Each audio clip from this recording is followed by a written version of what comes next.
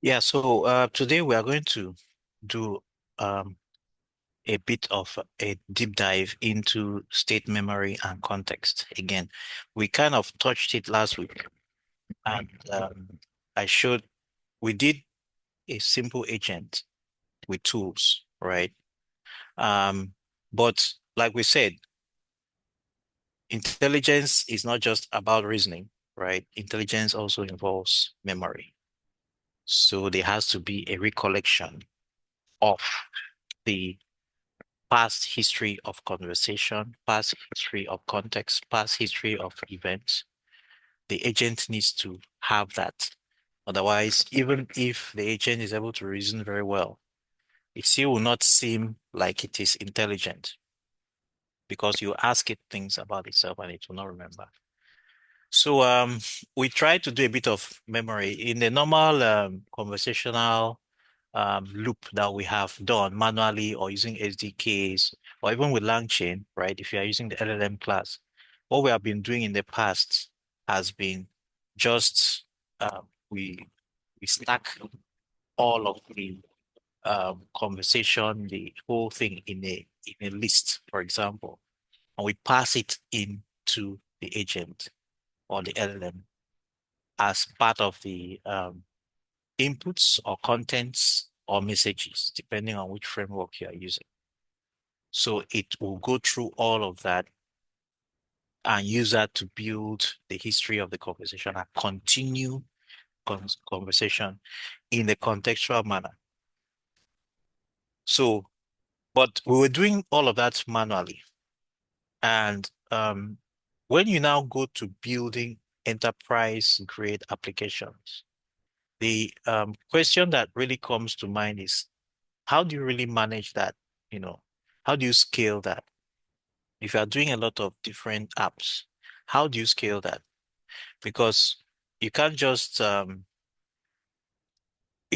keep stacking appending new stuff into a list and micromanaging a list. It's probably not something that would be very it's not scalable basically. So because it's not scalable, it's going to be a challenge for you um as you are dealing with you may forget it or you may forget something. You may forget something you're supposed to do or supposed to update. So the good news is that LangChain provides us some built-in basic capabilities, not just basic, even advanced capabilities that allow you to simply plug in memory. We're going to talk about all of that in detail and do a bit of it in detail. So just as a recap, like what I said, LLMs, the main issue is that LLMs are stateless. So they are not keeping track of things that have happened over time. They're not keeping track of any states. They're not keeping track of the context. The only thing that LLM considers at the point of inference is what you pass into the context window. That is the input that you give to it at that point in time, at that material point in time. Now, the good news is that the modern large language models of today have very large context windows. Some of them have up to 200,000 tokens, 200,000, maybe 100,000. Some of the models that we may be able to get and subscribe, the smaller models can do maybe 20,000, 50,000, 100,000, right? Well, 20,000, 30, 50,000 medium size, 80,000 medium size. The large ones, 100,000, 150, 200,000 tokens. There are those that are even larger, but those are more like, you know, the cutting edge AI providers or AI companies. So 100,000 tokens, think about it, how many books that translates to or how many conversations or how many pages, let me not say books, how many pages, right? If a page had maybe I don't know how many tokens or words. A token is typically going to be like 1 over 1.3 or 1.4 per word by average. So 100 words would typically translate to about 140 tokens. So in a page of a book that you maybe you have 200 words, you have 240 tokens. So let's just say a page is 300, right? 300 tokens. So 100,000 tokens, right, translates to roughly, um, if it was, yeah, roughly 300 pages or 333 pages or thereabouts. So that's the number of, think of that, that's the length of, the conversation. If it is 200,000, then maybe about 666 or 667, pages of a big book. So what that means effectively that in the world of today, LLMs of today, you can give them a lot of information and they will process it. But you have to give them that information, all of it. If you are just giving just the current conversation, the current question you're asking, it's not going to be able to do much with that. So that's a problem. LLMs are stateless by default. They don't have any information of any prior engagements that you have had with them. Um, they don't have any history. They don't know anything, right? They only know what you give to them in that context window. Each prompt is different. Each prompt is independent. But in the real world, we need continuity, right? Because if you're having a chat, you want to maintain the history of the chat. In multi-step reasoning, you want to keep track of the previous steps. User preferences that you may have had before or stored, they need to be kept. That is state. That is long-term state. And then ongoing tasks and so on. So that concept of intelligence, right, over time, you need state and memory and context. And we'll talk about the differences more specifically. Right. So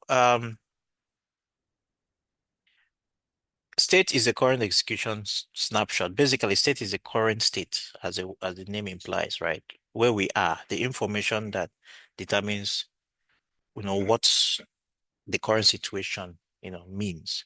And that includes things like variables, tools, outputs, intermediate reasoning, data at that moment in time, and so on. Okay. While memory is information that is persisted across interactions, right? Um, between this conversation and the next conversation, or between this chat and the next chat in the same conversation, right? So that's short-term conversation. But there's also long-term, which is across multiple conversations, right? Including things like preferences, profiles, the things you like, and so on. Then context is the information you are sending to the LLM at this point. Like I said, that's all the LLM knows. The context is essentially the input sent to the large language model for it to, um, ruminate, calculate, and give you an output. So the context is normally going to be made up of the current prompt that has been, typed in, plus the retrieved memory of the previous prompts and responses and tool calls and tool call results and everything, plus additional states that you want to also pass as part of that conversation. So all of that is going to be jam-packed into a single huge prompt. Basically, I'm making a mega prompt of the current prompt, the historical information, which will still be put into that prompt. Remember, we are conversing, or you're communicating, or you're managing large language models through natural language. There's no other programming language. For LLMs, the programming language is natural language because they're language models. So everything that we want, we have to convert it into the natural language, put it in a list, put it as a structured, data format, put it as markdown, whatever format you state it out there, right? Put in the placeholders. It becomes one huge mega prompt file. That is the context. The state will include things like the value of variables, the value of what my preference, everything basically gets you know converted, simplified, reduced, whatever, translated into a single large prompt that contains a lot of information. that large prompt is then sent to the LLM. That's what's going on, right? And then LLM gets all of that information and is able to reason around it and give you the response that you need. So one of the things that we'll find out when we're talking about memory is that it has there are different ways you can handle memory. There is the memory that is non-persistent. Basically, once you close the browser, it's gone. Then there's memory that is persistent, which has to be stored somewhere, either at the back end in a database. So in the old days of LangChain, before LangChain version 1, we had these specific types of memory. Was LangChain really had this buffer conversation buffer memory, which is a class that you could use to basically give it conversation summary memory, different type of memory, conversation buffer window memory, right? And so on. And these classes are no more available in the new version 1 of LangChain, but you can still access them through the LangChain Classic library, either in Python or in JavaScript. So, but yeah, memory has different terminology or names. So we have ephemeral memory. Ephemeral memory in LangChain is memory that that does not get stored at all, right? During that requests session, that's basically it's a conversation that you have. Assume you logged into ChatGPT as an anonymous user, and then you had conversation. There will be memory there, but that memory will just last for that conversation. Once you close that window, if you reopen that same window again, or you reopen another window with the same URL, you did not log in, right? You will not have any of those conversations anymore. It's gone. So that's ephemeral memory. Then you have the session memory. Session memory is memory that is associated with a single conversation. So that's the memory you have if you log in, to any of them, ChatGPT, Gemini, Claude, or any of them, right? You've logged in, so there is a session established that is associated with your credentials and is also persisted at the back end. Now, typically, you want to persist session memory. And what I mean by persist is store it in a database so that tomorrow, even after closing the window or next week, I can come back and see retrieve that memory, that conversation. So that's session memory. It's a single conversation thread. So anything in that memory, you can only retrieve it when you are in that conversation. Then we'll have long-term memory or memory that is across sessions. So this one is stored in a place where you can still access it from any conversation. And you would have noticed that recently, the last year or two, we have had improvement in ChatGPT where if you had a conversation, in a new conversation, it will still tell you, oh, when we had this other discussion, you were telling me about this or that, or you were telling me your preferences and so on. So it kind of persists that. So that is across sessions. Then you also have external memory, which is memory that is stored in external, um, locations, external databases, and so on. So those ones, you may be able to store your history there, or you may not. Okay. So yeah, those are the different types. So now, this is more or less basically telling the difference. So it's the same thing I just said. The state is the current situation, right? The current messages, current variables, tool output, custom fields, right? And is a complete working data of the agent. So this is now in the context of agents, not just the LLM, but the agent. The agent is keeping track of stuff. Remember, the LLM is stateless, doesn't have any knowledge or any recall or any memory of anything, right? The agent is what keeps track of everything. Okay. So the current state. So in the agents, as you know, if you follow the agentic frameworks like LangChain and a bunch of others, Master and a bunch of others, the agent always keeps track of um, what's going on. At the very minimum, we can see, like we saw last time, that if you use a simple agent, you don't even need to do the loop anymore. It does the reasoning loop, the react loop, or plan execute loop. It does it for you. Um, so the agent keeps all track of all of that, right? Um, but so the agent keeps track of state, but the agent doesn't keep memory. Agent can also manage the memory, but you have to tell it to do that, and we're going to show how to do that. The memory, again, is the information preserved between invocations of the agent. So remember, the agent can make two calls and give you an answer. So that is a loop, a mini loop, a react loop. When it has given you an answer, you are still in the conversation. You can ask another question, you can make another request, right? That is still in the same conversation. That entire history, you also still want to keep it. So you use memory to keep that so that between the invocations of that agent, you can keep that. We'll see how to do that with lang chain, lang graph. Um, Basically, the whole idea of memory has been moved to lang graph.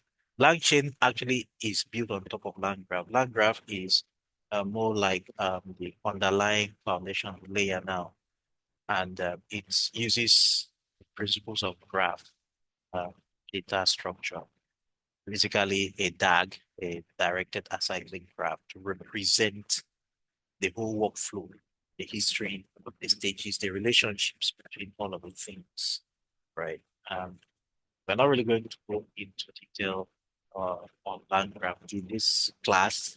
Land graph is for intermediates, and we'll look at it. So that is memory. The context, like I've said already, is um, the information that you gather, curate, and send in this particular call to the LLM. Okay. So this is kind of a graph of it. You have a user input, which is the current query or prompt that you type in. The agent maintains a state that contains messages, which is previous messages that have been had between the user and the AI assistant. Then the two results, basically results from two calls, will also be maintained. Custom variables. So we'll talk about custom variables because this is something that allows you to bring in your own business logic into it. And then runtime metadata. So all of this, the agent manages the agent. And then when the agent needs to make an API call or a call to the LLM, it builds all this into a single prompt, like I say, a single mega prompt that it sends. That is what the context window is. And it's constrained by its size. Then at the same time, part of the states can also be stored in persistent memory.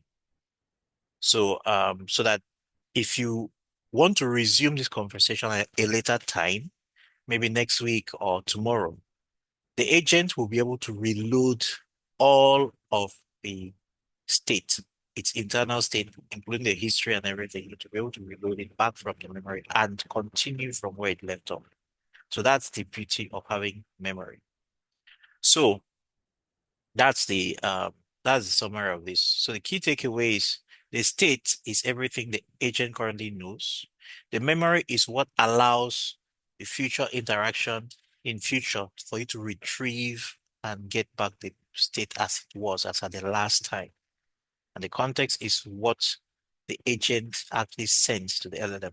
Remember, like I said, the LLM is in the middle, in the center of the agent. It's at the core of the agent, it's a reasoning engine while the agent manages all of these other things that we talk about. So now, initially, when I started off talking about agents, I said the agent is made up of three main things, three things, critical things. The prompts that it sends to LLM, which forms a context window, the LLM itself, which is the reasoning engine, and the tools which give it capability. But we now know we have these other things, the memory, which you can append to it, and the state, which is its own internal representation of everything. So in LangChain version 1, we have what we call thread scope state. That's what short-term memory is. You specify a thread ID. So the conversation, you identify the conversation using a thread ID. Some other, um, some other SDKs use a different terminology, for example, conversation ID or something. But it's just an ID that represents that thread. So whenever you are making a call to the LLM, you specify that thread ID, or rather to the agent this time, because the LLM doesn't have any knowledge of what is thread ID or anything. If you make a call to that agent and specify a thread ID, the agent can retrieve any memory that has that thread ID.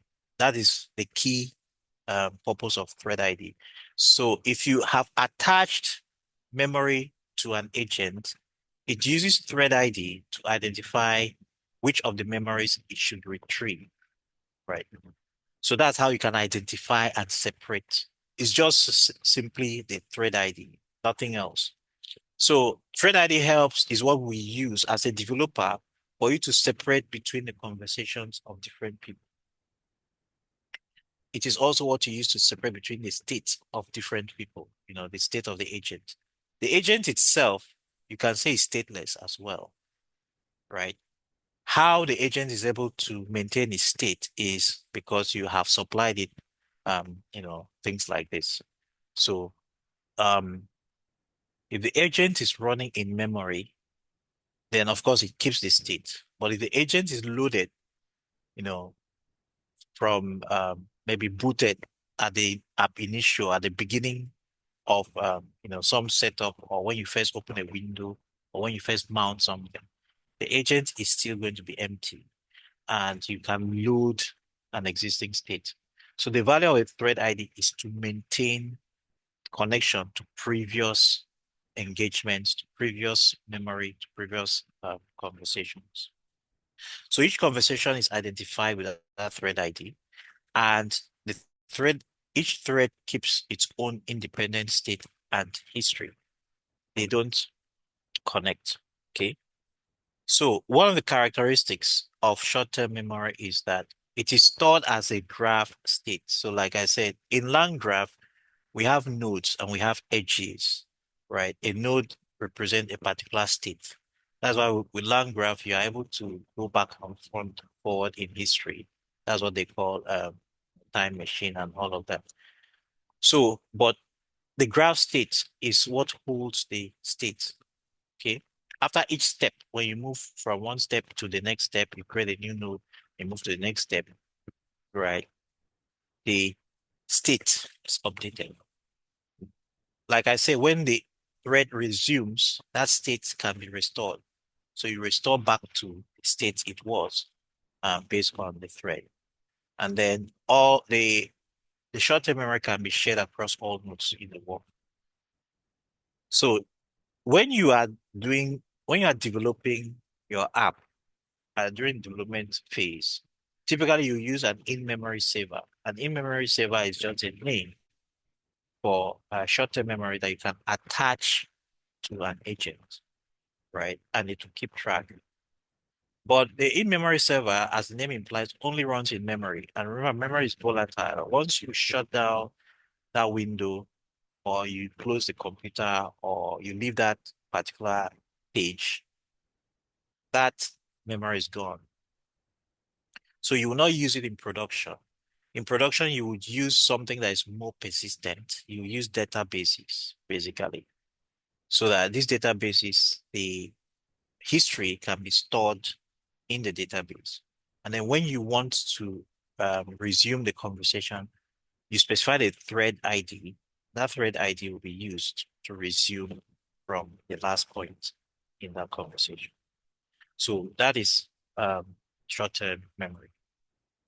Now we talk about So by the way, when you do this, right, it becomes persistent memory. Okay, so that's one key thing. In LangChain, we have what we call a checkpointer. Checkpointer allows you to basically keep track of the states. We'll see how we can use those checkpointers. It's actually a land graph, um, you know, um, it's a land graph tool or capability or class. So we already talked about context window and the fact that context is what you send to the LLM at each time you are making a call. And the context window, you have to manage it, right? So the limitations of context window is one, it has a maximum token size. Even though these days, like I said, they're pretty large, so you can have up to 100,000, 200,000 token window size. But there's also cost. So even though the models can go that large, but we are being built per token. That's how the AI providers have basically, well, there are other cost models as well. There are those that will give you a flat cost for a certain maximum usage. Then when you go beyond that usage, you start paying some additional per token per use cost, right? But there's always cost associated with tokens. So even if you're not paying a per token cost ab initio, well, all of them actually give you an initial maximum number of tokens or initial maximum. So while you are under that maximum number of tokens, you don't pay, you just pay flat cost. Okay. So even in that situation, you want to still manage your token usage so that you don't exceed that, right? Typically, it resets at the end of the month and everything. But apart from the cost, yeah, the limits themselves can limit you, and then noise as well. So for you to manage context window, you know that as you're having conversation, the size of the memory or the size of the history of the conversation is going to grow. At some point, it will exceed the token limit, right? So while you as a developer, you can tell as a user, that's okay, right? When it gets there, you can stop that conversation and start a new one, right? Or something. There are a lot of these providers now, they even allow you to decide, they will do automatic compaction. Compaction, there are different strategies which we'll talk about. Those are the strategies that you are seeing here, right? For reducing the size of the history once it has reached the token limit. But as a developer, you cannot assume that the user will do that. Because what will eventually happen is users who are not aware of that, they can just keep having a long conversation on your app until it exceeds token window limits, and the large language model or AI provider will begin to throw exceptions, and basically your app will crash or fail. So if you want it to keep going, then you have to come up with a strategy, right? And that's what we have now, kind of the best practice now is shorten the history when it begins to approach the token window. And some of the strategies are the sliding window memory, which would be you have a fixed size window. If the history approaches that fixed size, then any older items get chopped off. So what remains is always the latest information. Of course, the downside of that approach is that sometimes um, you may have some important information at the beginning of the conversation. In fact, the first initial prompts at the beginning of the conversation. So you have chopped it off, right? So you lost that. So it might not be the best strategy in some cases. Summarization helps because with summarization, what you do is you take a large chunk of the older parts of the conversation, the older history, and you summarize it. So you don't lose everything. You don't lose the first one. It just lose the detail. It is not as detailed as before because you have summarized it, right? So you lose some resolution. But it is better than a sliding window because you don't lose it completely. Then you have retrieval-based context, which is another way. In a retrieval-based context, what happens is sometimes you take the whole history or a large chunk of it and you save it in a RAG. in a retrieval in a vector database. And then the context window is now the history is now based on the current conversation, based on the current a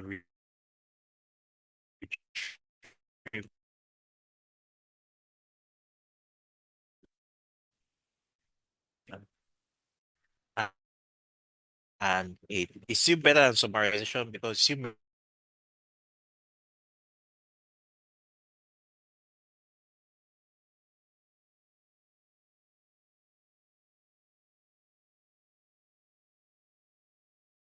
is um memory that just is associated with tools.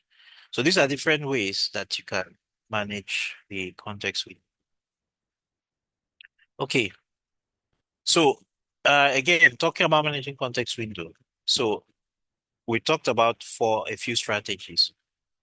So the sliding window is trimming, right? So you can just trim, keep only the most recent messages. Um, Deleting messages includes removing unnecessary states, right? So for unnecessary states, some of the things that you can remove include temporary tool outputs, tool results that are no more required. That's why it's good to remove and to keep tool results separate, a separate part of the state, right? Even though it may still be part of the conversation, but then you could remove. Okay, especially the two results are large in terms of the verbosity. Reasoning, remember your AI assistant response, AI message is going to contain reasoning as well.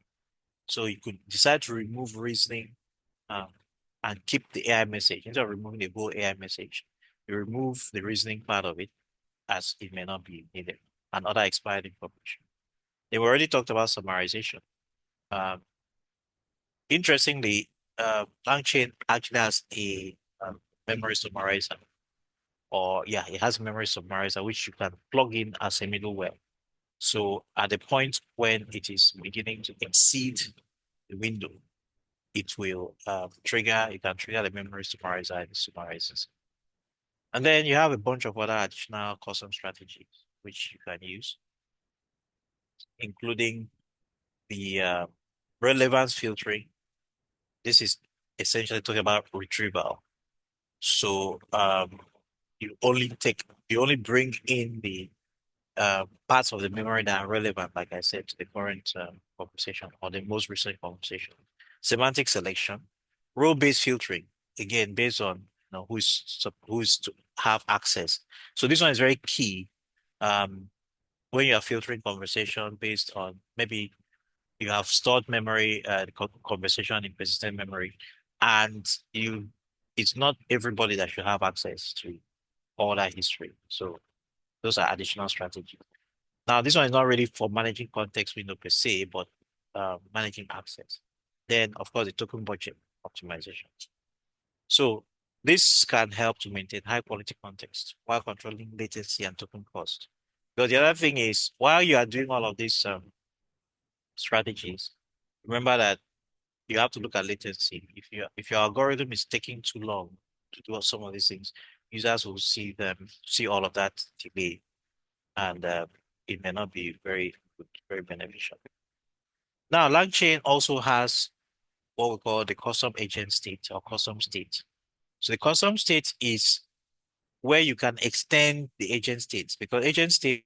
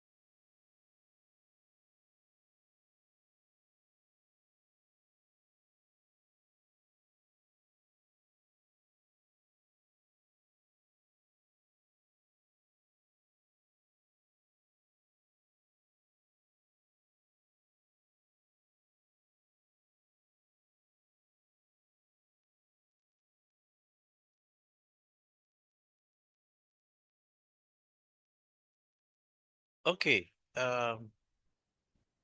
Yeah, so I'll continue and we'll talk about state again. I don't know where I stopped, but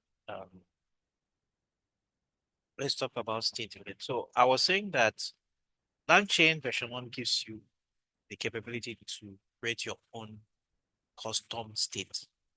So the agent state is the class that it uses to manage state. You can customize it by subclassing that agent state and add your own custom fields, which means those custom fields will get carried along. So the agent is now persisting more than just the chart history, it's persisting other aspects of state. And that state is actually a very useful way for you to track things.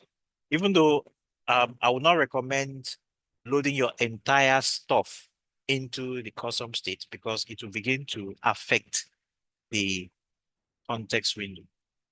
So remember, everything in the state goes into the context window. Even though there might be strategies, you can put in middleware to change that, right? You can put in middleware to change that. But in most cases, if you don't do that, everything in the state goes in the context window. So be careful. Don't overload the context, the state. If you overload the state, you end up overloading the context window and you'll be burning a lot of tokens very fast. Okay, so that's very key. But the benefits of being able to customize your state to have custom state where you can add additional, data is you can share structured information across multiple tools and thereby eliminate repeated database lookups. And then you can also enable personalized agents because then you can pass in some of the personal data, right, along with this, making it much easier for you to retrieve them by retrieving them from the agent state. And then you can keep the business logic outside of the prompts, right? So custom state is passed into create agent when you want to create the agent using the state schema, and it's available throughout the agent execution. We'll see the specific examples of how to do that. So how do you access and update memory? You have the agent lifecycle. Okay. So the tools read the current state and update the state, and then they store intermediate results. That's what the tools use the states to do. Then with middleware, so if you are writing tools, you can actually access the current state from your tools if you need that for you to be able to fine tune or customize behavior of your tools. Then you have middleware that you can inject, right? So for example, you can inject dynamic system prompts.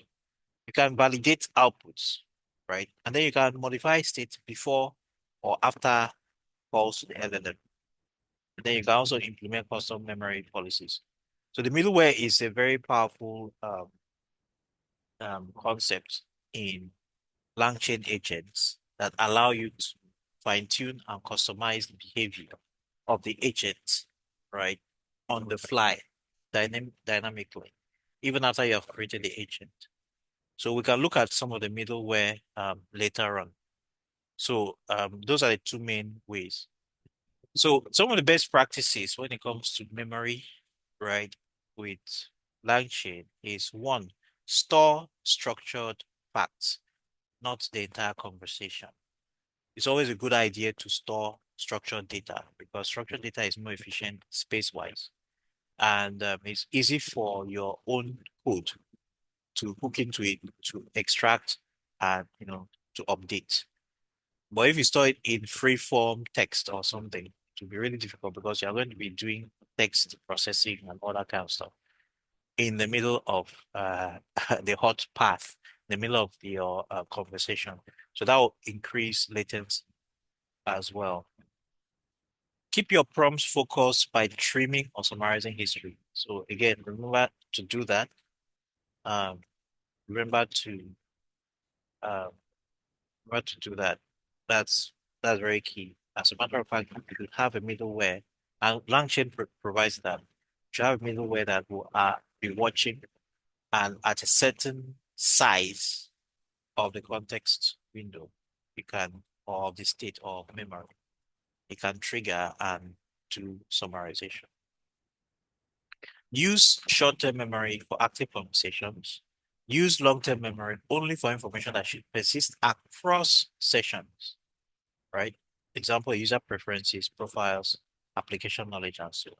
So typically, you can use an in-memory store to keep the active conversation and load with a thread ID, you load from a persistent store. There are different strategies. If you're using agent to agent, well, those are a bit more complex, so I won't go into that.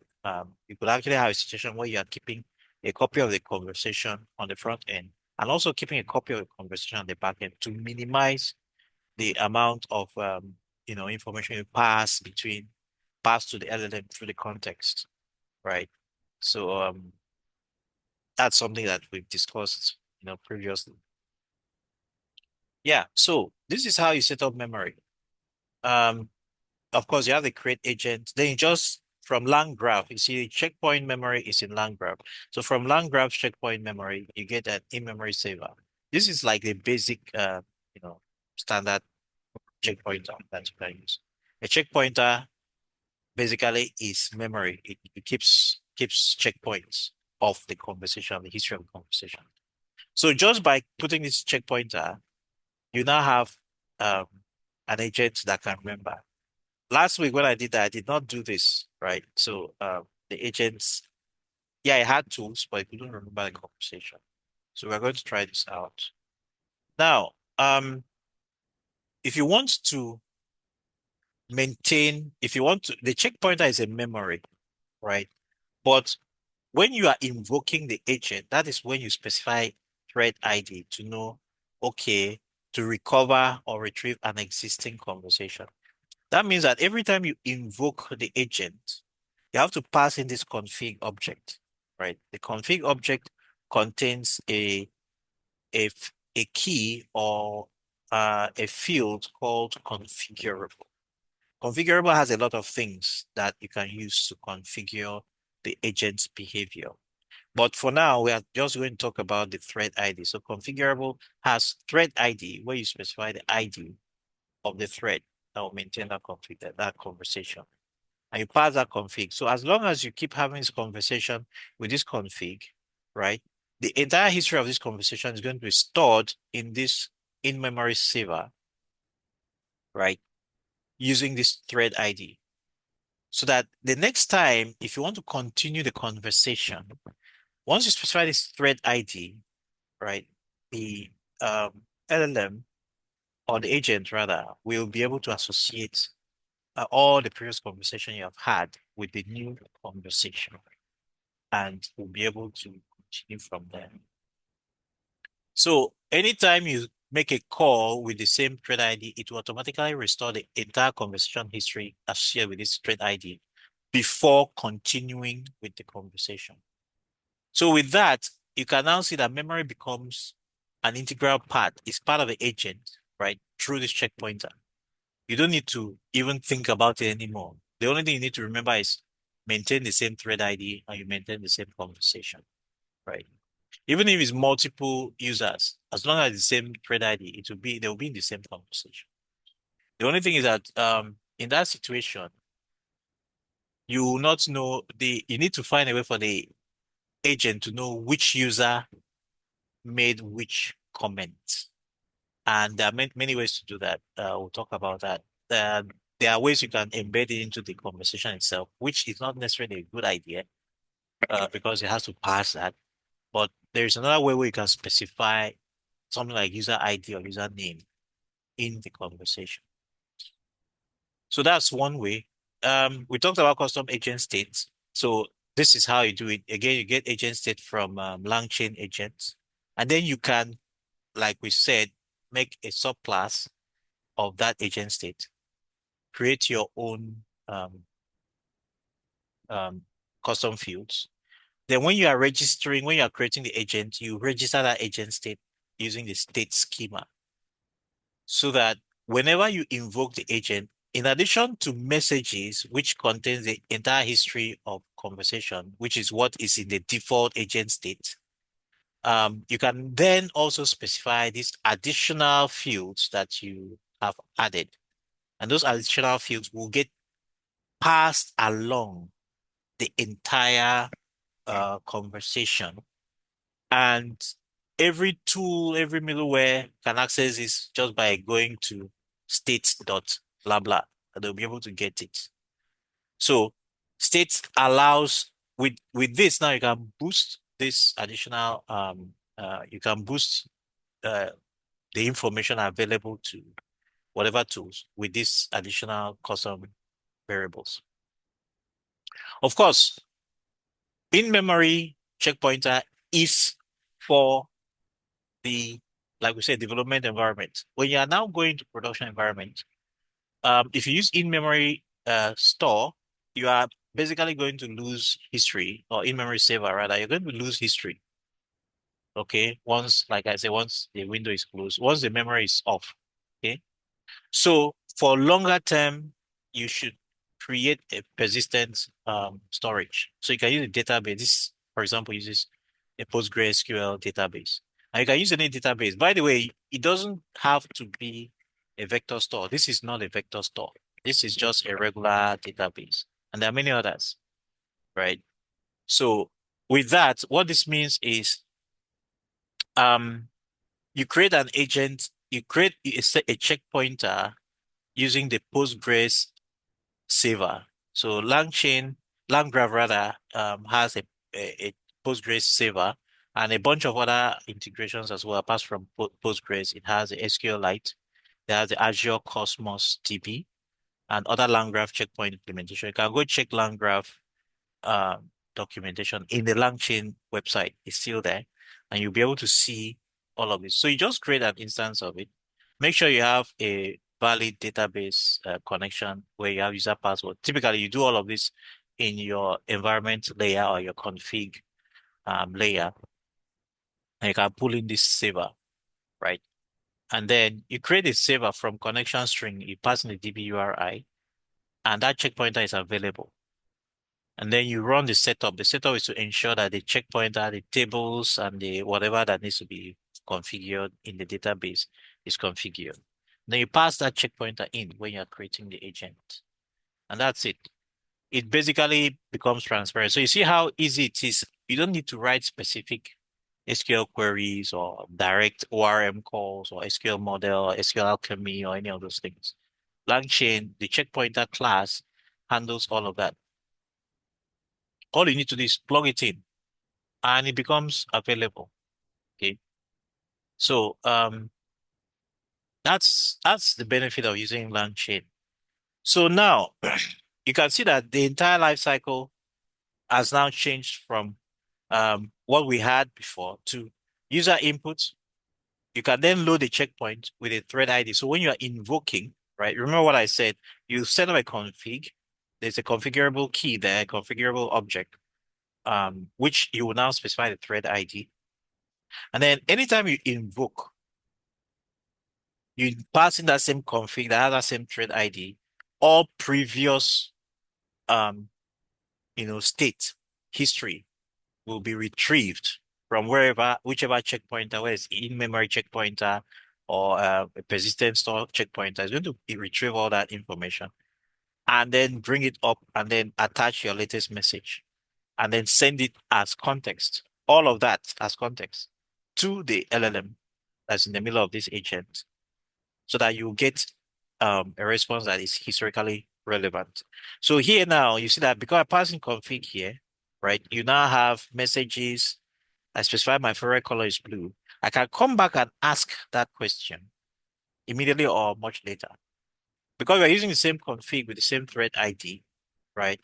LangChain is going to restore the checkpoint and the agent will be able to remember the earlier interaction. Or specifically, the agent is going to pull that entire history from that checkpoint, append this new message to it, build the context out of that entire history, and send it to the large language model. So a large language model is able to respond to you. So what's really happening is the agent is managing the history and then sending us context, the large language model. That's what's going on. The user input, you load the checkpoint based on the thread ID. It restores the state. The state contains the messages, the custom variables, the tool results. All of that state is now passed into the agent react loop, the execution loop. The execution will happen. The call to the LLM will happen. The response will come back. The state will be updated, and then the checkpoint will be saved again. New checkpoint. After that interaction, new checkpoint is saved. And then the next conversation, the next user input. And this just continues like that. So that's it. So one other side note, like I said at the beginning of this, I mentioned that it had stuff like conversation buffer memory, conversation summary. These were all old memory approaches that we had in LangChain before version one. But in version one, we don't have all these different kinds of memory. We just have single checkpointers. So you create a checkpointer and everything is kind of handled inside. So create agent, you pass in a checkpointer, you create agent state. You either pass in, well, you don't need to pass in an agent state if you want to use a default agent state, but you can then create a custom agent state, right? And pass that in as state schema, okay? And then you pass in middleware. So middleware can do additional stuff before model, after model, dynamic prompt. The before model is before the context is finally sent to the LLM. So you can still do some modifications. And after the model is when the LLM has given its response, you can also do some modifications, right? And then the dynamic prompt, which allows you to dynamically modify prompt. So the old conversation, buffer memory, conversation, summary memory, and all of that, these are all legacy abstractions. Um, LangChain version one now uses stateful agents that are built on LangGraph persistence. So that is what we have for um, memory and checkpointing. Are there any questions?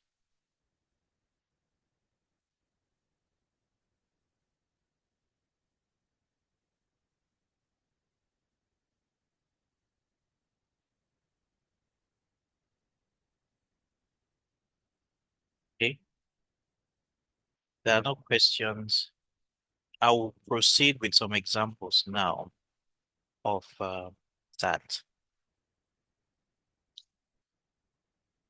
So I promised I will do some JavaScript. So I am going to read it.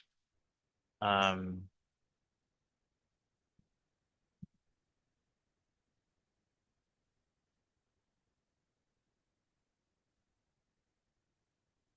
I'll just show how we can create an agent and add memory in JavaScript. Then I'll also show how we can create an agent. Or we can we already creating agents in Python. Now we just add memory to the agents that we created. But you can see how easy it is. So let me bring up VS Code to this.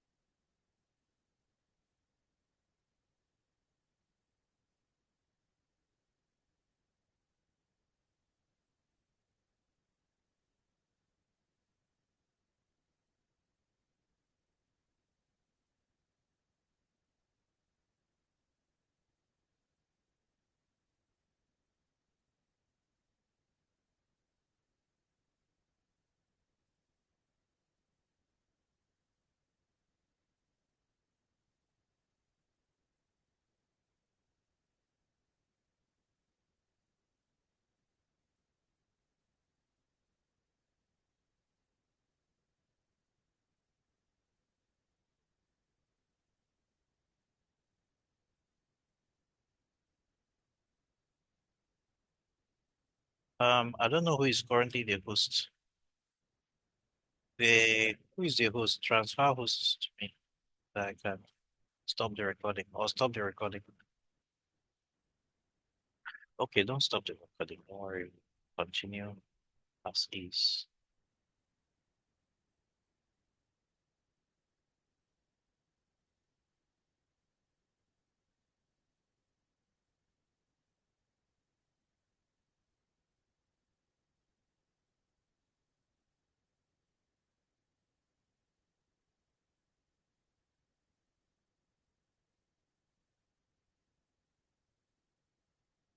Okay, so I'll use code space. The VS Code is a bit slow. So let's use GitHub code spaces. Um, I'll start off with Colab just to demonstrate the um, memory I'll demonstrate memory with Python while I'm setting up the code space.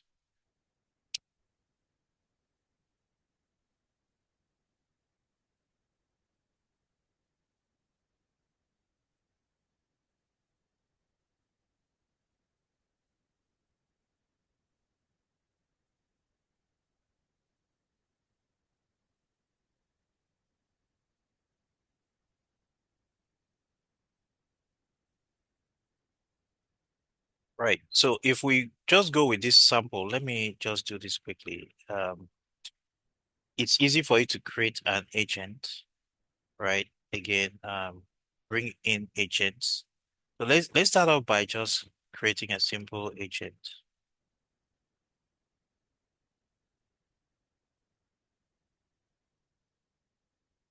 Create agent. Um,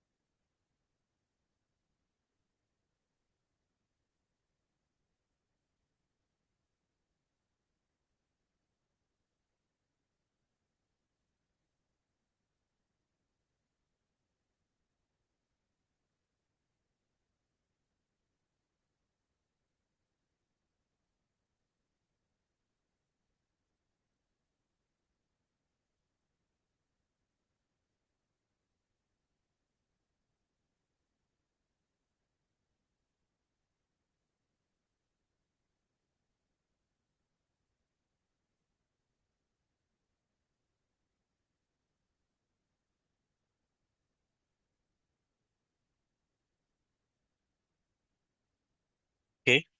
So to create an agent, you just call create agent, and a few things you specify the model.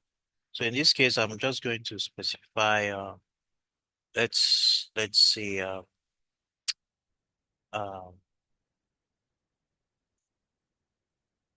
Google Gen AI. Or let's just specify, I want to try something, Gemini 2.5 Flash. Okay, as if it will do agent routing. Tools, I'm not going to specify any tools. And then, so this is a basic agent, right? And we can try how this agent works. Yeah, I need to pass the yeah, I need to install the Gemini. Oh, I forgot that. So I need to pip install the Gemini um um Google. First of all, I need to install LangChain, Google Gen AI. I think I always mix up that together. I can't remember if it's a hyphen or not. Well, whichever one works. And then I have to install Google Generative. AI,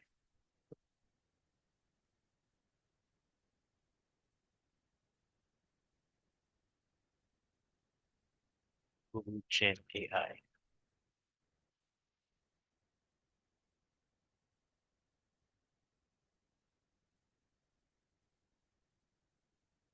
Oh yeah. So Gen AI is one word. I hope I remember that next time. Okay, so install LangChain Google Gen AI. We install Google Gen AI. So when we are creating this agent, it will look for those. Now it's going to ask me for the API key for Gemini 2.5 Flash. Um,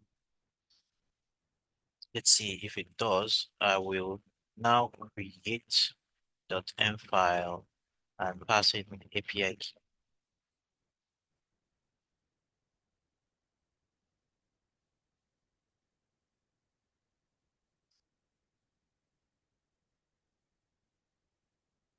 Okay, so it is still trying to use the old API for Google Gen AI, which was the Google Vertex AI. So that's what it's trying to route the model. That's why it's giving me this error. So but I don't want we don't want to use Vertex AI was the old API. The current API is the Google Gen AI that Google is using. So we will specify it here. Google dash Gen AI and Gemini 2.5 Flash. Okay, now I expect it to ask me that unable to infer. Okay, maybe it should be an underscore. Yeah, it should be an underscore. Again, yeah. Now it should ask me for API key. Um, yes, so now it asks me for API key. So I will put API key. API key is normally Gemini API key or Google Gemini API key, whichever one. It looks for the two.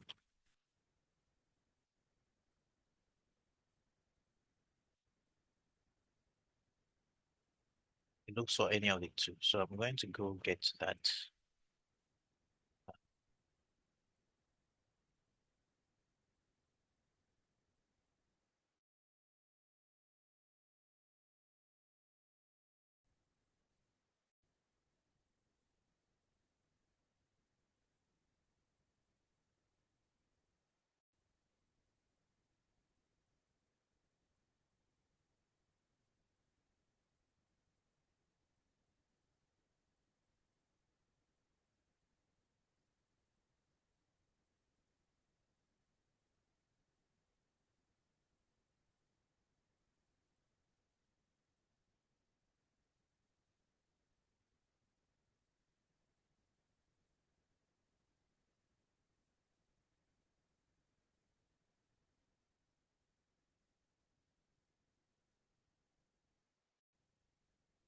Okay.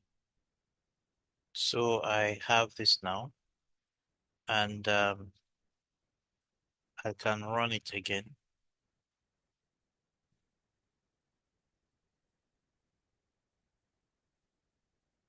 Oh yeah, we have to load .m. So we have to load the the environment variable. Um,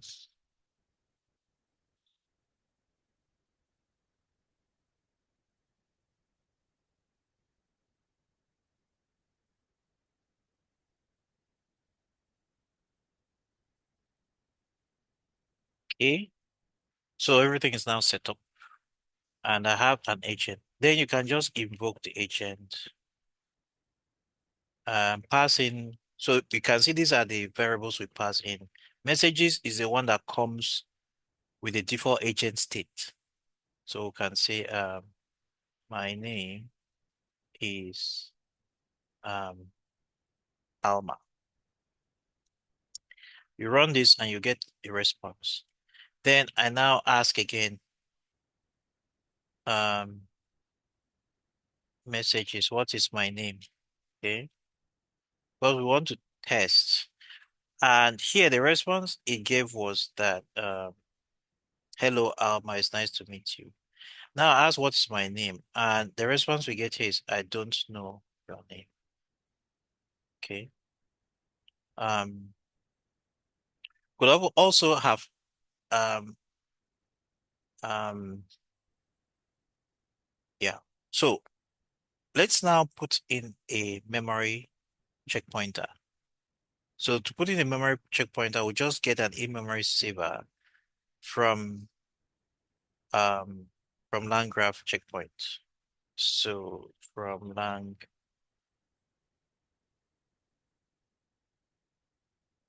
um, import um in-memory saver. Okay. Okay. We will redo this basically and restart instead of having to redo. So let me just bring this in here.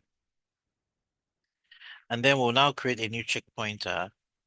Checkpointer equals in memory saver.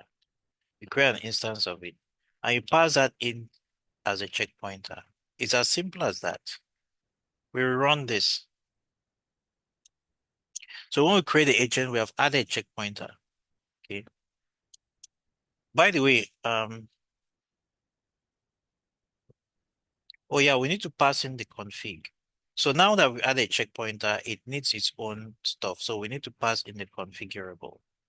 So let's add the configurable. Let's make it in a separate block. So we'll do the config. Um, we have a configurable, and then that configurable, we can specify the thread ID.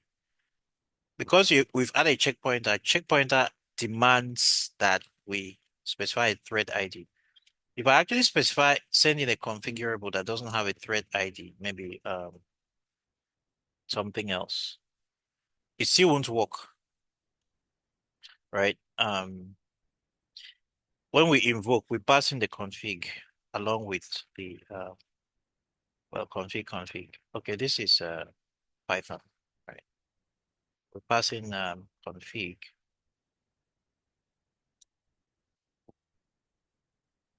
Okay, so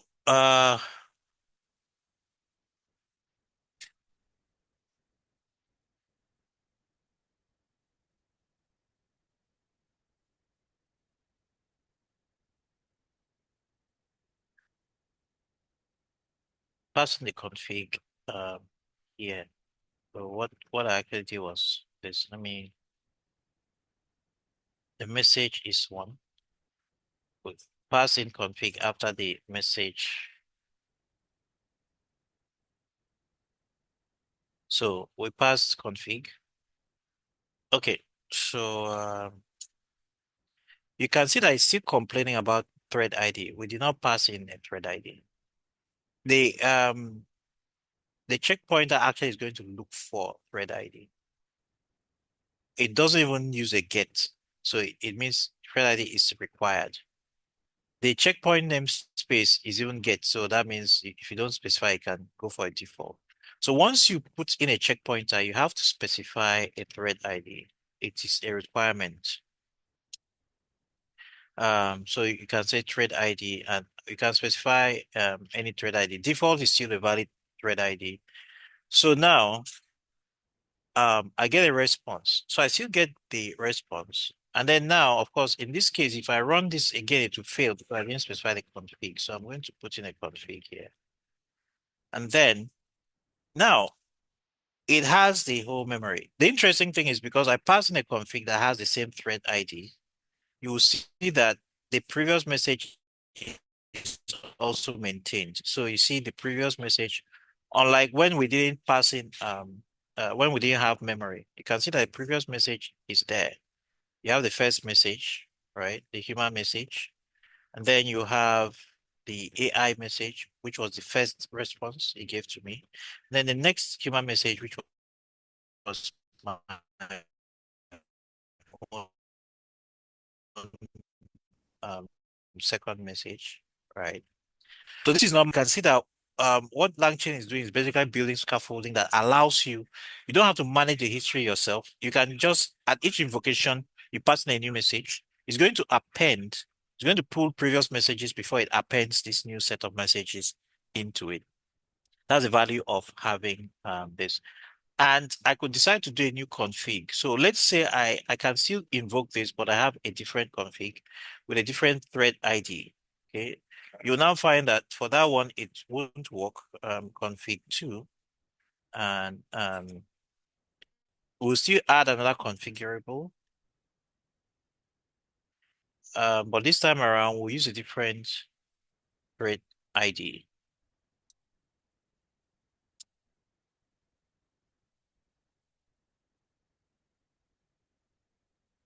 Another one,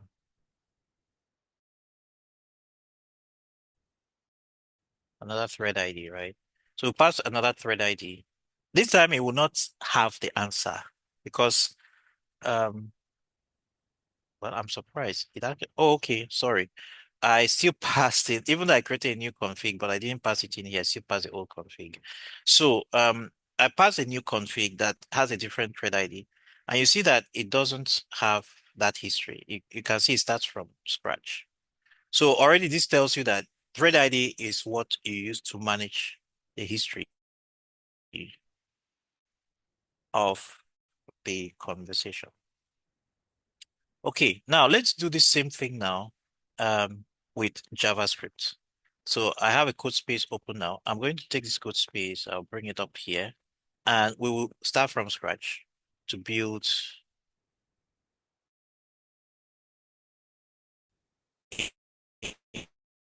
a, a new main.ts, all TypeScript, not doing anything more than that.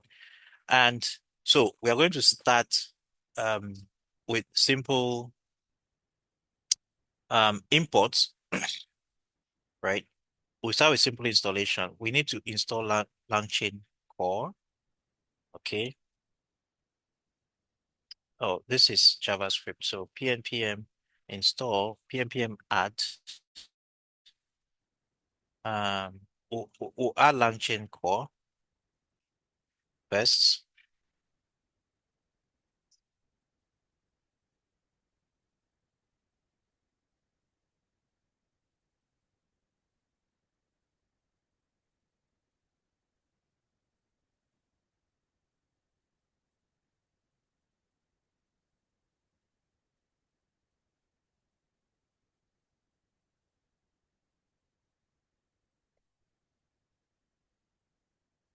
Okay, so now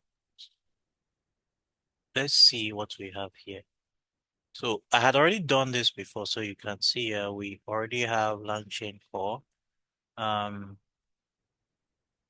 So we have dependencies. Google Gen AI dot LangChain were all removed. I'm going to put those ones back in now. So pnpm, this is what we did last time. Pnpm add, we'll add LangChain Google Gen AI. We'll add .m. We'll add LangChain, and we will also add um, Google Gen AI.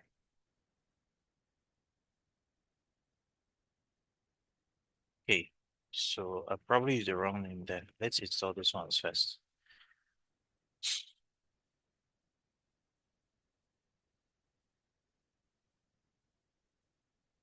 Okay, now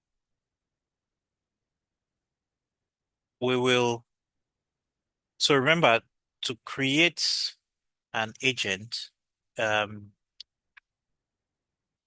we will import create agent from LangChain core. Uh, okay, so let's wrap everything in a single function. Just call it function main. Okay, so create agent. Um,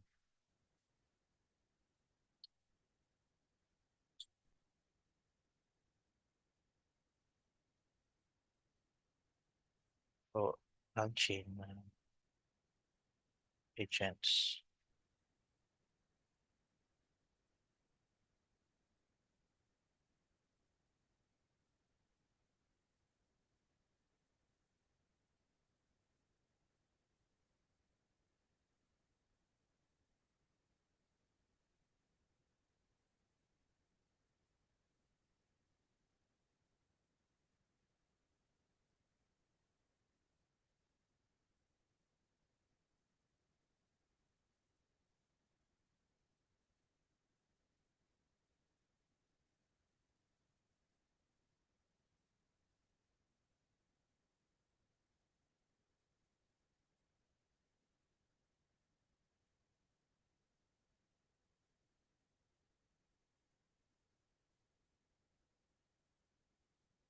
So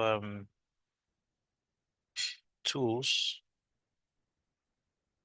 to create a tool. Well, we have create tool, but no, we don't have create tool. We have tool from LangChain. Probably don't even need this LangChain core at all. Um, Now we can,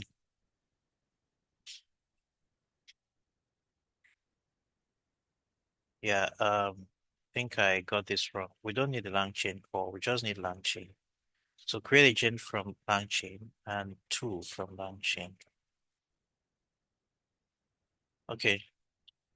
So we get agent, we get tool from LangChain. Um, so when you create agent, you specify information for the agent. So the first is the model. So like we did with JavaScript, sorry, with Python, we will specify Google Gen AI and Gemini 2.5 Flash. Okay, that's really all we need to specify. Then we can specify a list of tools. So, but to do tools, remember the JavaScript tutorial, we're going to how to do tools. So to do tools, we have to create tools first, right? Um,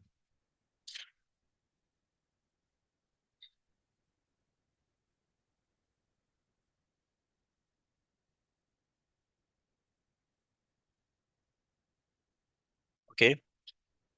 So let's set up the tools.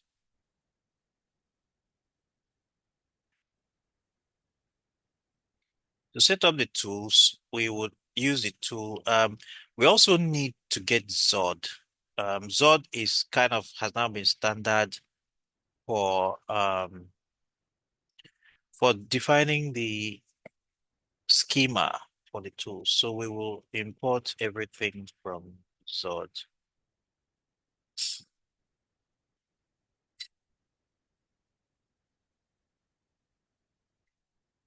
Okay. So to set up the tools, we would have to, let's say, if you want to set up a RAG tool, I'm not going to do a RAG, but I'm just going to use kind of um, a search tool. Okay. So we would use this tool function to define tools. So the way you define a tool in JavaScript or in TypeScript is use this tool. In Python, we use tool as an annotation, but here we just use tool and we pass in a callback that will execute that tool. It's as simple as that. This is how you do tools. Okay. And so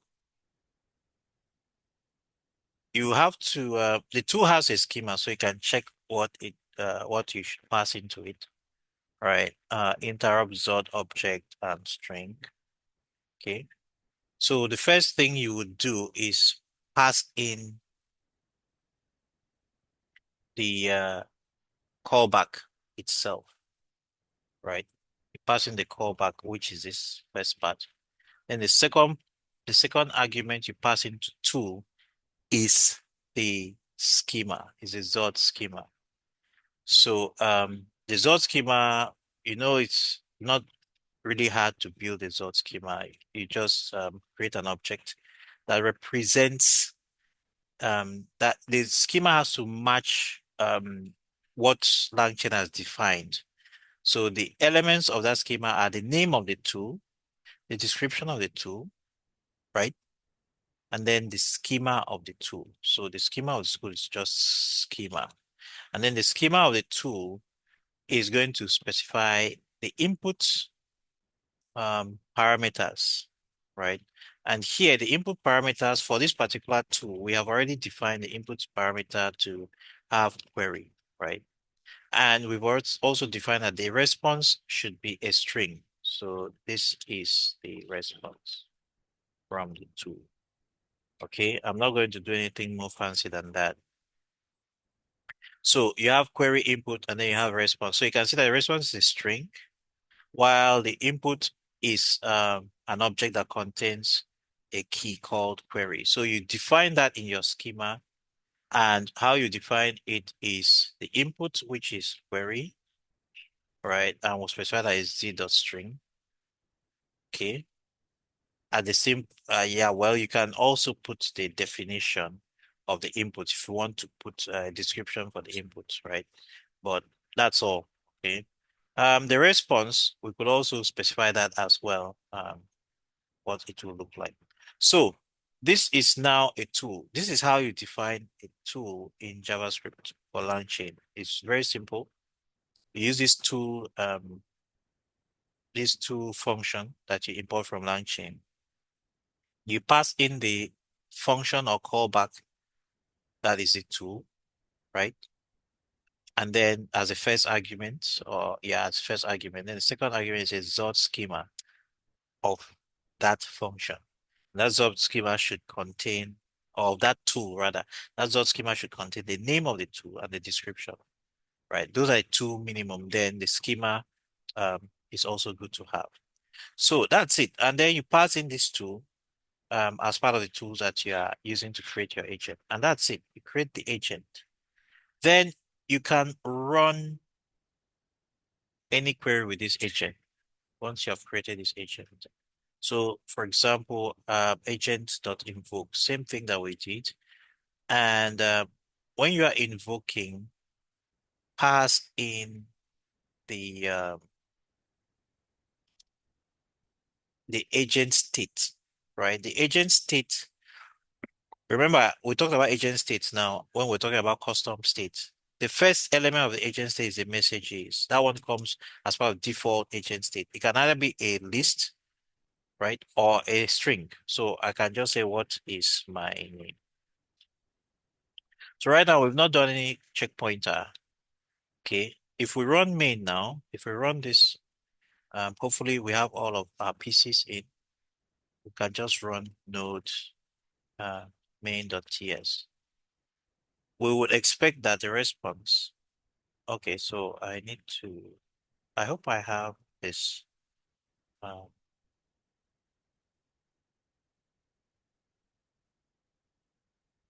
so we can add type module to this. Let's look at our package dependencies, and we can just add type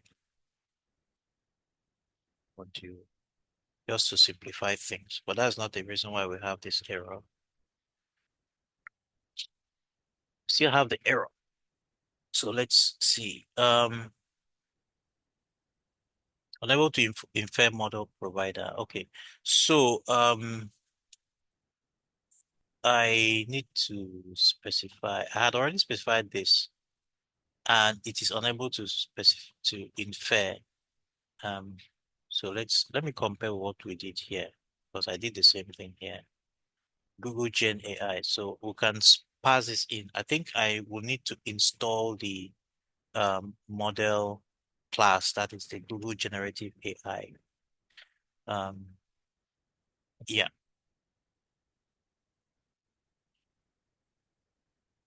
Let's try one more time. So, still the same error. Let's see. Uh, Unable to infer model provider. So we can either specify the provider, but we still need to install it.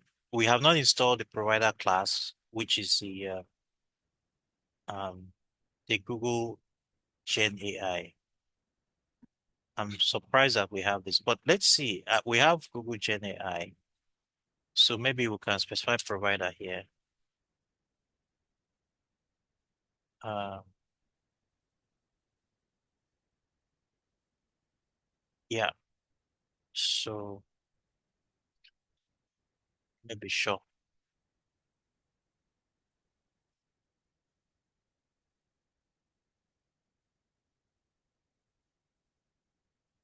Oh, so it looks like here, with JavaScript, I should put a hyphen. Hmm. With Python, I use an underscore. With JavaScript, I use a hyphen, which is quite interesting. That is quite interesting. Yeah, that's quite interesting. So I remember that. I think that is why I kept mixing it up. So we use a hyphen in JavaScript. This is a very subtle difference that I think everyone needs to take note of. In Python, we use an underscore, but in JavaScript, we use a hyphen. Okay, so we have another error. Um, okay, now it's the API key, which I did not load .env. I do have it in my environment variable. What I do not have is loading it. So I need to load it. Import config from .env. Then I run config. Since the .env file is in the root folder, I don't need to specify the path to it. Um, okay. So let's see if this works. Okay. So this works. Yeah, so I get a response, but of course I didn't print it.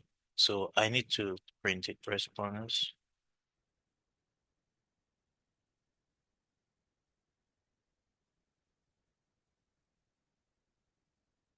Okay. And that's how you do it. Okay, it is a promise. So we have to await and we have to make this async. Okay.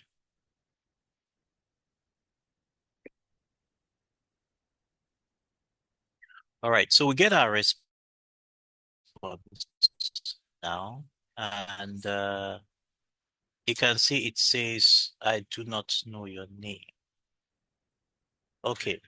So we have done this. We can now, like, maybe if we want to try out calling a tool, making a tool call, right? And remember we said useful for when you need to answer questions about current events. So I can ask a question that will make that tool call. Tell me about current.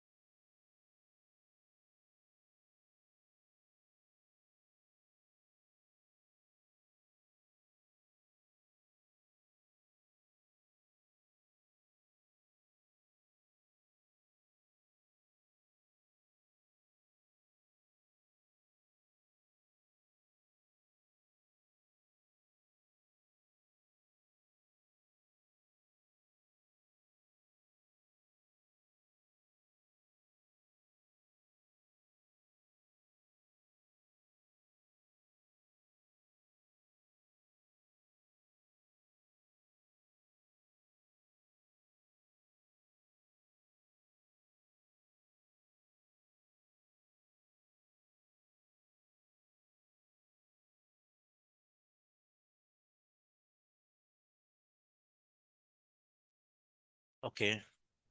So you can see how easy it is, right, to make is make an agent. It's if you look at the number of lines of code here, right, we have um it's probably less than 20, it's less than 50 lines of code.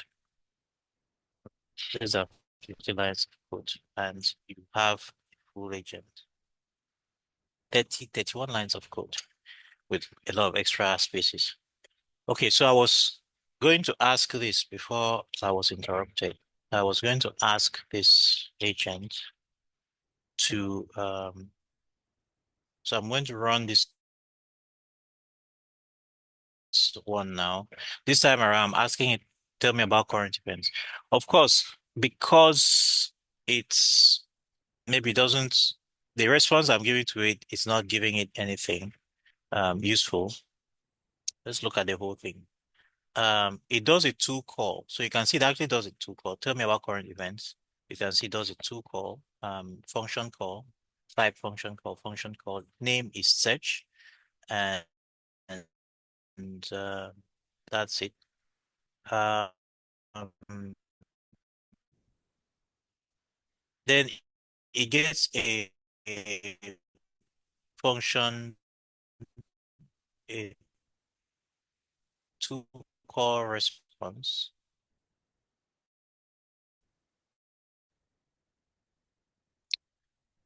These are the two calls. To call query is current event. The to message is this is really the headed message. Typically, this is here and pass that in. Um, now this is where the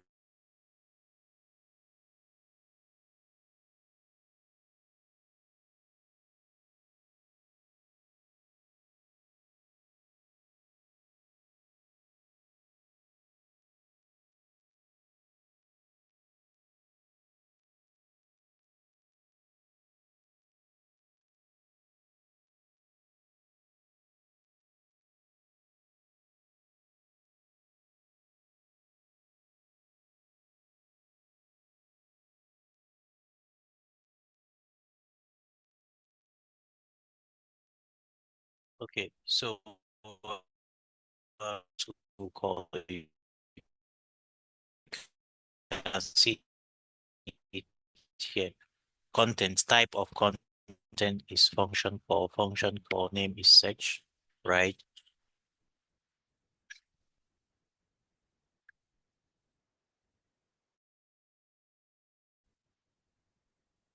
Then you get additional.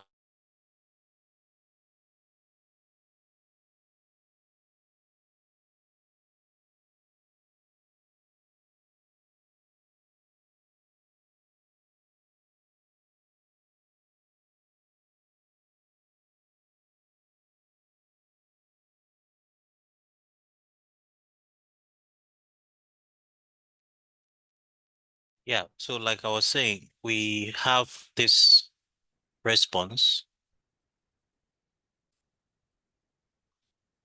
The response starts off with the human message. Then you see the AI message, you see the function call, right?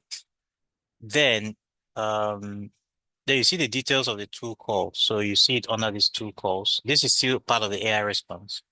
The type is to call, the ID, the name, the arguments, query, current events.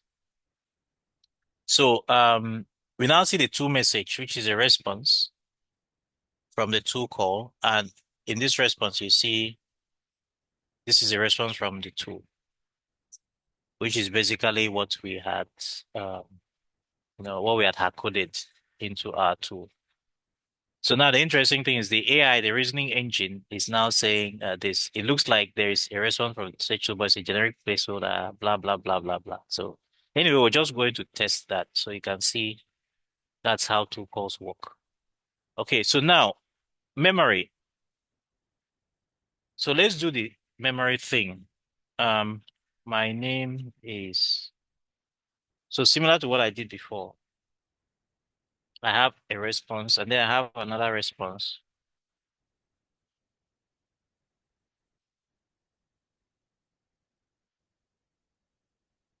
Right. What is my name?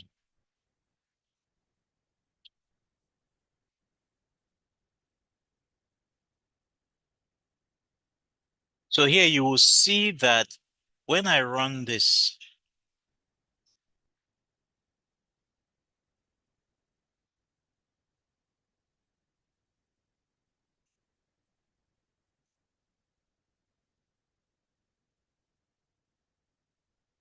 when I run this uh, now, let's see the whole history. This time around, there's no tool call involved.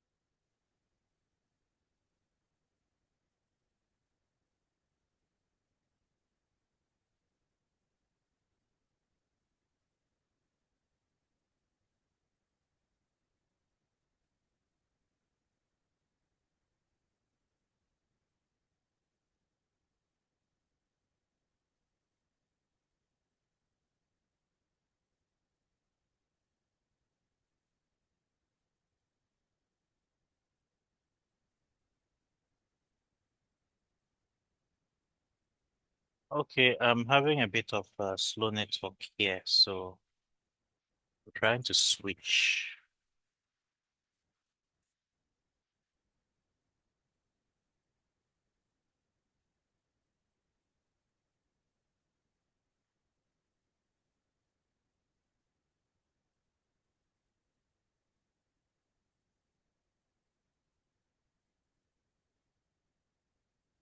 Okay, so I have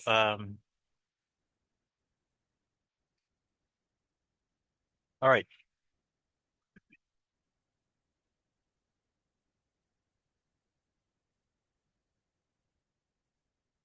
Okay, so we have our um let's run this now.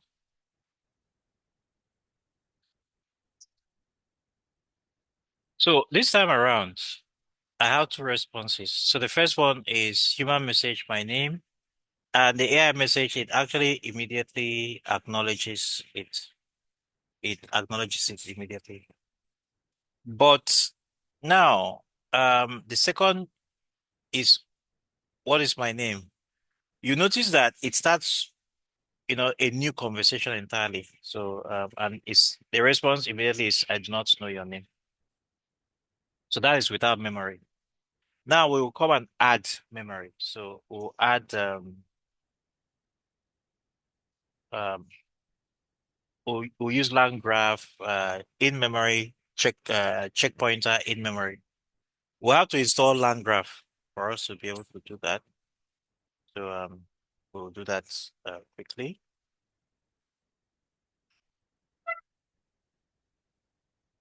Um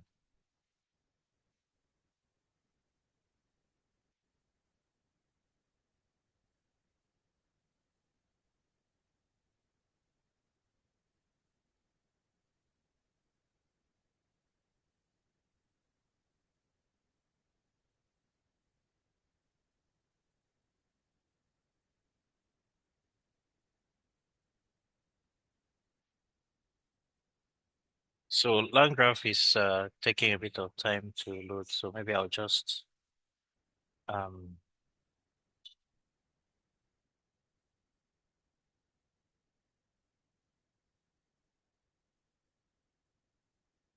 let's just install line graph memory.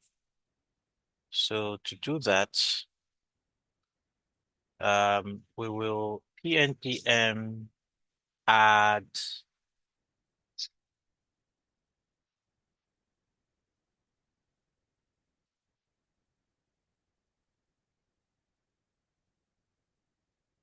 um okay, so for line graph, we have different um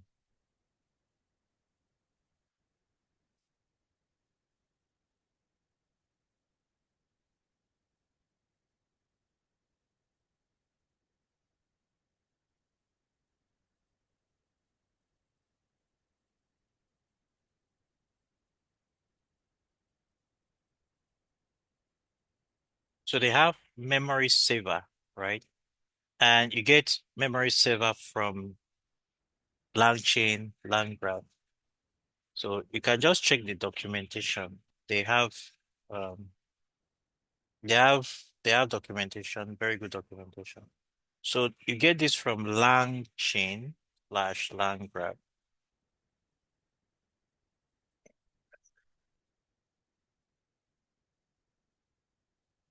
So from LangChain, LangGraph, um, you can then get your you can import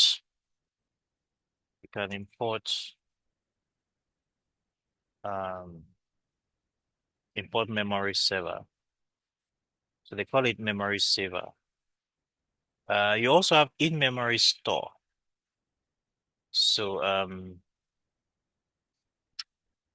which is what we used on the Python end. Okay. So when you now want to create your agent, you can now add checkpointer like we did before. Checkpointer is we use in-memory store. So you just create a new in-memory store,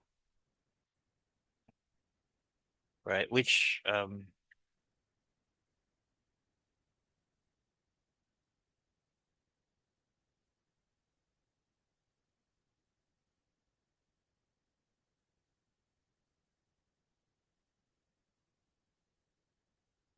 yeah, I'm getting TypeScript errors. Um,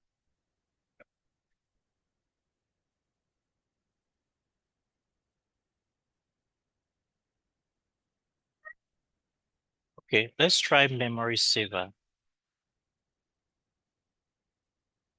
I'm surprised. Okay, so checkpointer is memory saver.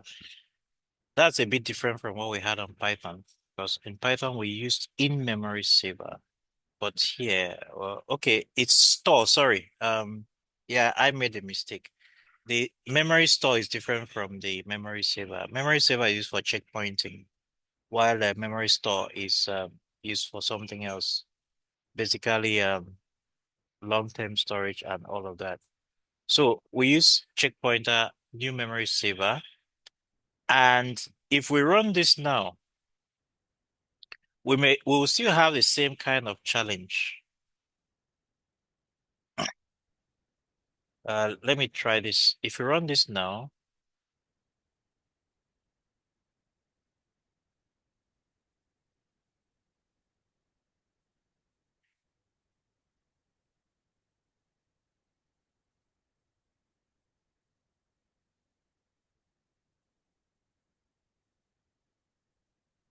if we run if we run it now, you are going to see that again because we didn't specify the configurable, right? The um the in-memory the memory store is going to throw an exception because it's kind of expecting that you should have an you should have a configurable setup. So let me switch. I'm having a lot of challenges with network.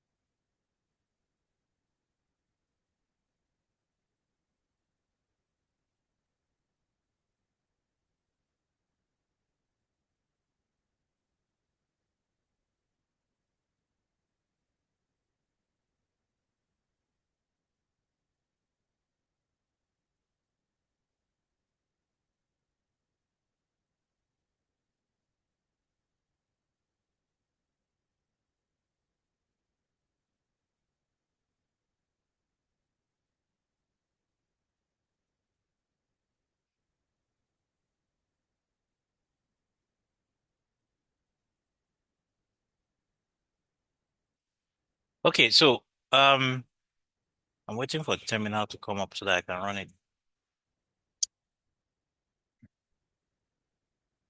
But you can see it's actually very simple. You have memory saver and you can directly create a new instance at the point when you are creating the agent, right? Now, if I invoke without specifying the let me put that in, but I will not do that for now. So you can have the config like we did before, and this config will have configurable, and then this configurable you can now specify the thread ID, and then this thread ID can be any value, right? And that's all you need. But again, if I run this without passing in this configurable, well, it's going to throw an exception, just like what we did with Python. So when you are invoking, you can pass in the config here along with you can pass in the config as a second parameter or second argument to the invoke, right? Um, but let me not do that yet. So just to show you, if we run that again, node main.ts, we should expect to get an exception, right? Here, failed to put checkpoint. The pass runnable is missing a required thread ID field. So we need to pass in the configure in its configurable property. So when using a checkpointer, you must pass a thread ID so the checkpointer knows which conversation thread to persist. Okay. So again, just like I did the other time, if I did not call this thread ID, I call it something else, and I still pass it in, it's still going to fail.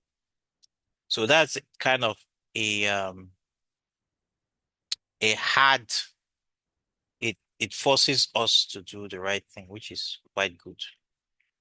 In case you forget. So here I passed in a checkpointer. Sorry, I passed in the config with a configurable, but I did not specify the thread ID. So thread ID is a required um, property in the config that you pass in. Okay, so now that I've passed in, the first one works and it's all good. The second one fails, of course, because I didn't pass in the config. So I'll now pass in the config to the second one. And the two of them are now good to go. And not only are they good to go, you'll see that the history is now continuous between the two of them.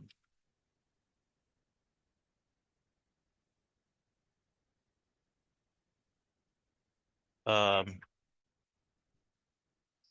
yeah, so that's it. So you see the first call, this is my human message that contains the content. My name is Alma. The AI message, which is its response, is being nice and everything. Nice to meet you and all of that. Then the second message, notice that, of course, the second message, we did not pass in any additional history. We just pass in the config that contains a configurable with the thread ID. And again, you will see that it was able to retrieve all the message starting from the first one where I mentioned my name and its own response. And then now it continues from the next message and it's able to respond and give me the right answer. Of course, if I want to repeat the same experiment I did with I can pass in another config two, and we'll specify the configurable fields for that one. And we specify a different thread ID, another one, right? So a different thread ID, another thread, and you now pass this new config into another agent invocation. And then yeah, so messages, you can still ask that same question, what is my name?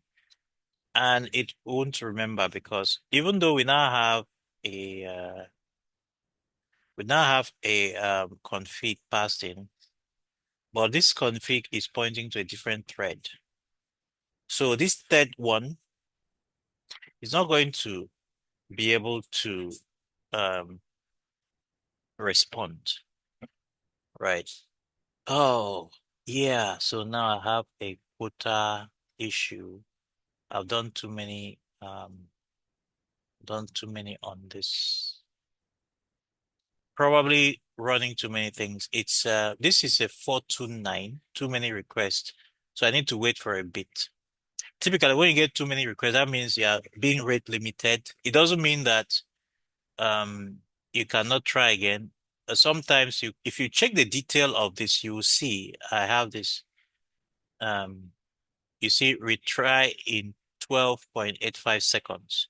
So I was basically running too many queries at the same time. Of course, this rate limiting always happens on the free tier, which I'm currently using anyway. I have a paid tier, but I don't like putting that token out here. So anyway, in 12 seconds we will try again. Um, so while 12 seconds is elapsing, I'll even give it a bit more time. Let's try the new thing, which we didn't do it in Python, but we'll do it here, which is let's pass in some custom states. Okay, so we'll create a custom state here. So we can create a custom state. This should be a class, so we just do um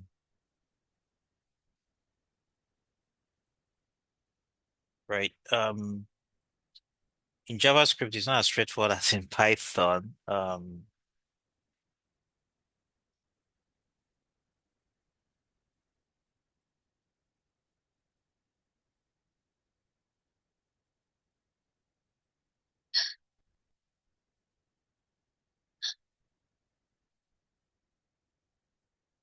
Okay.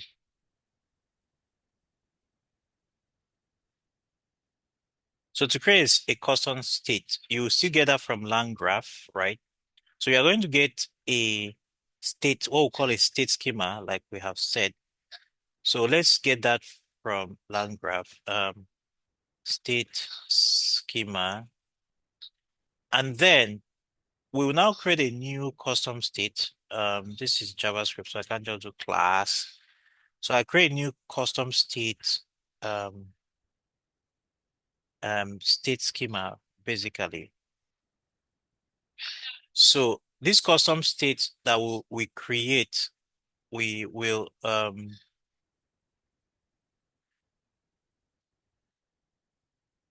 just essentially it's like a class. This is kind of an anonymous class um equals new state schema. So we are creating a new class that comes from state schema. So typically, of course, state schema contains the default. Um, okay, it doesn't contain a default. State schema is a kind of contract, right? So we still need to, because there's no inheritance system here, we have to pass messages as well. Otherwise, we'll have that problem. This messages is the messages value kind of matches what we normally have. That is what comes with the default state schema. Okay. So you would specify this as the type.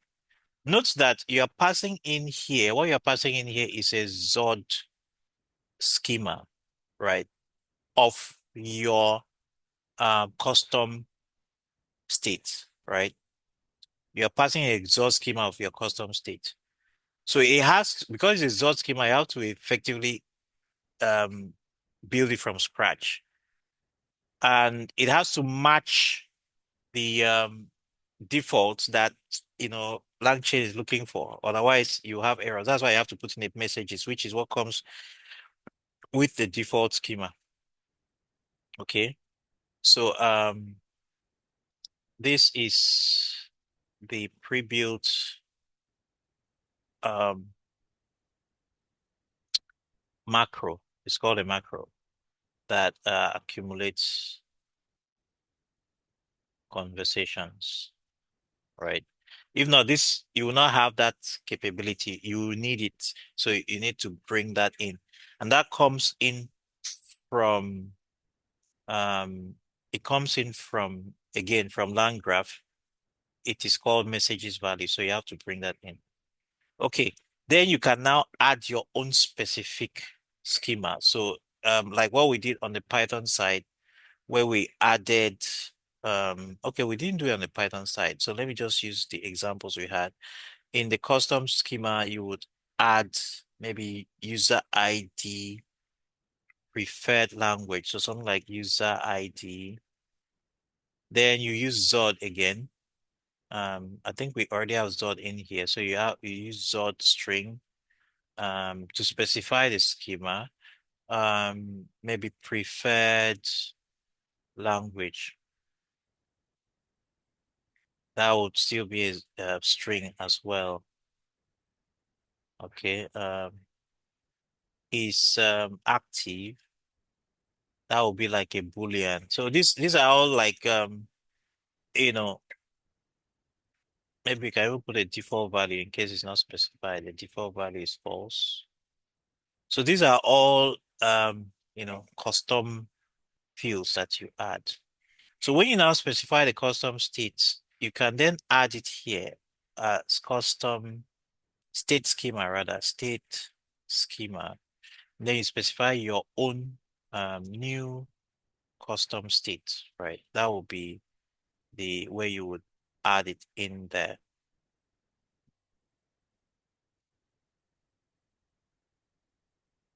So the interesting thing is that um okay, you're not going to create a new instance, you just pass it in custom state. So it has to match this schema, okay? And that's it, right? Um the agent now has a custom state. So one way we can view this custom state is let's run this.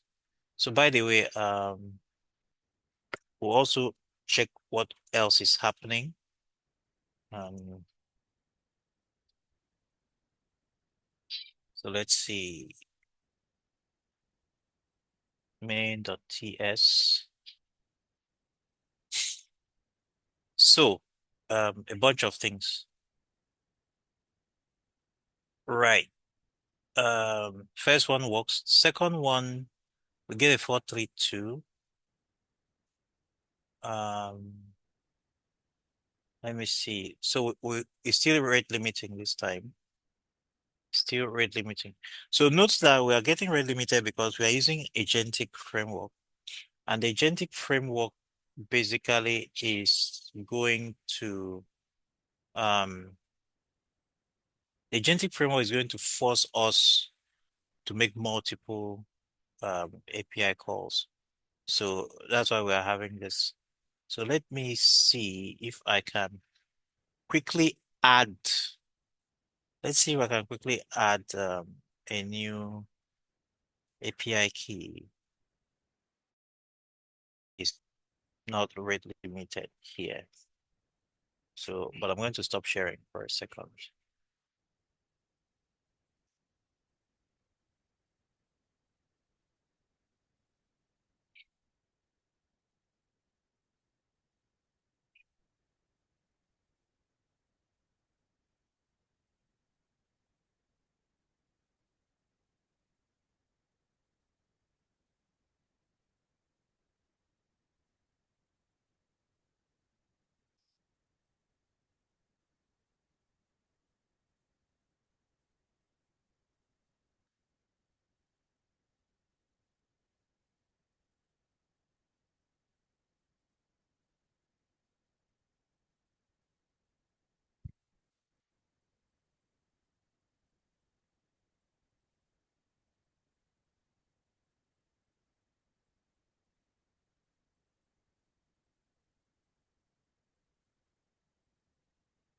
Okay. Um,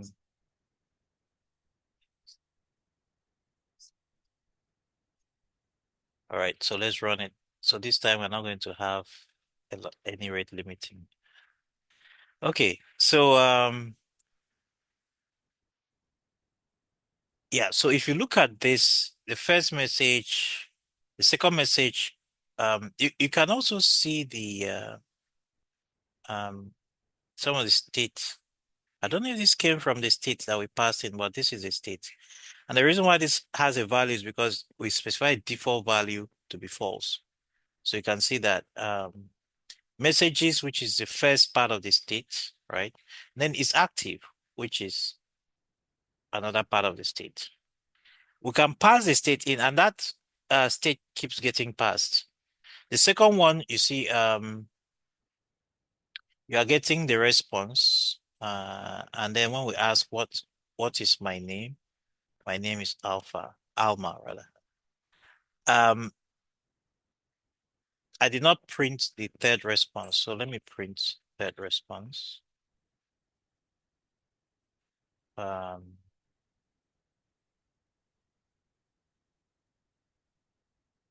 so let's run this again. This time around, the third response printed. You will now see that in the third response, hold on, third response we should have awaited. Await. Okay.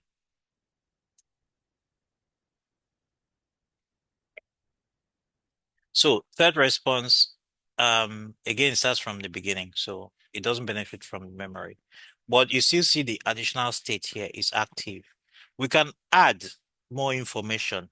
For example, when we are calling, in this third response, we can add, remember we have added some custom fields here um, in our custom state. User ID preferred language, right? Let me correct this typo. Now, and it's active as a default value. So that's why it's the only one that gets carried along because of the default value. But here I can add those other ones. So for example, user ID, I can add it, user 234. And then preferred language, I can add it as well. English or EFIC. Let's say EFIC. Or let's say ANAN. Okay. So I pass that in. So when we run this, right? Yes, it will not know the answer because the memory is not there, but the second one has a memory. You now find that this additional information gets passed along in this third call. In this other call, it's not passed along because I did not pass it in when I was invoking that agent, right? I invoked agent. The first I invoked, I only pass in messages. The second one only messages. But the third one, I added user ID. So that's why the first two, it only goes with is active, which is the default. I specify a default value for there. So it actually, the custom state injected that default value in, where is that? Here, right? Um, but on these other ones, it injects everything. So this is how you can also pass. And you can see it comes along with the messages. It comes along with the response from the API, from the agentic invocation call. So you can change it, you can use it to pass states and change things. And that gives you a lot more flexibility. So that's all there is to talk about state, memory, and context for LangChain. Are there any questions?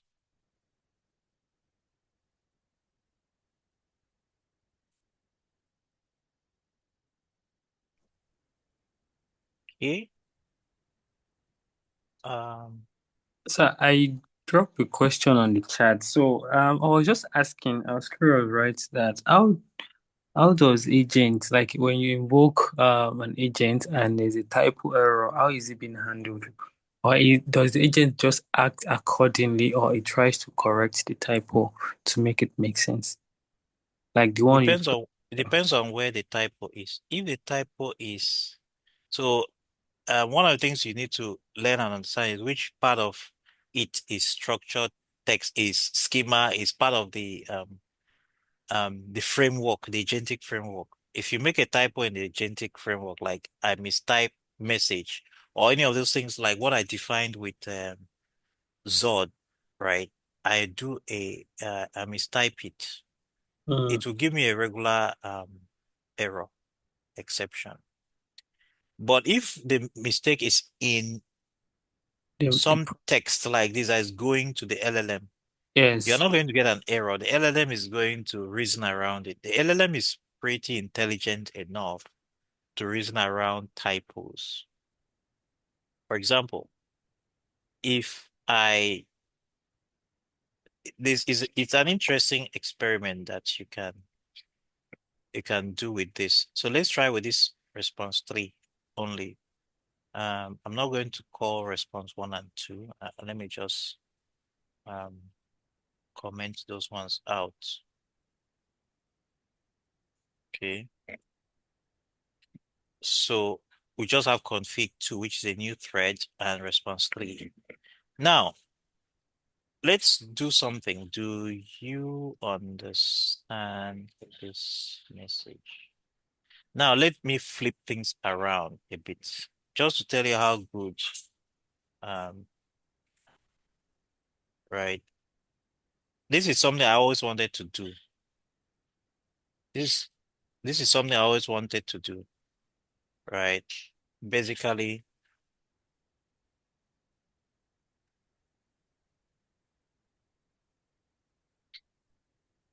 I just, you know,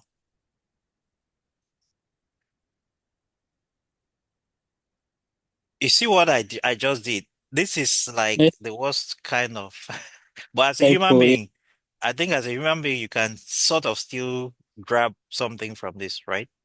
Okay. Yes. Now let's take this thing and pass it into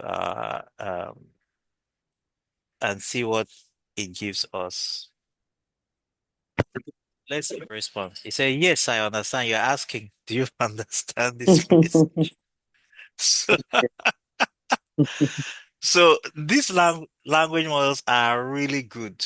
They know they can find it actually knows what you're trying to say, and it even corrected the error. You can see.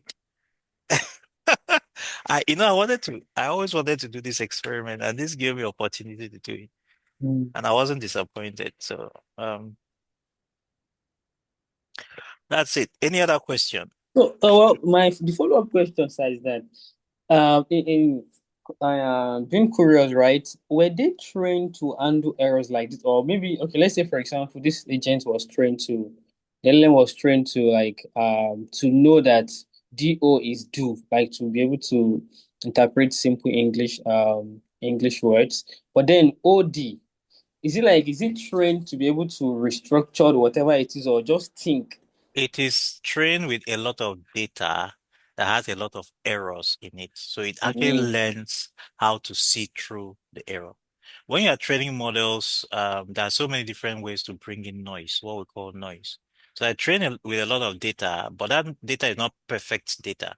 If you yeah, actually were to take an LLM and you train on perfect data, it will not be able to do this, right?